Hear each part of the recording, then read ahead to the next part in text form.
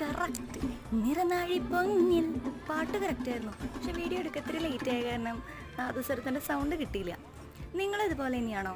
നാദസ്വരത്തിൻ്റെ sound കേട്ടിട്ട് പാട്ട് guess ചെയ്യാറുണ്ടോ? അതെല്ലാം കറക്റ്റ് ആവാറുണ്ടോ? അമ്മാമി മോനും കൂടി ആറേശ്വരം മല കയറാണ്, പിന്നാലെ ഞാനും തനും ഉണ്ട്.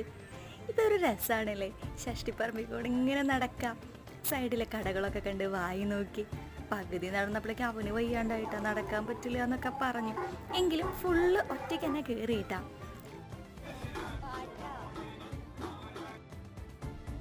ആറേശ്വരത്തെ മറ്റൊരു പ്രത്യേകതയാണ് പുനർജനി.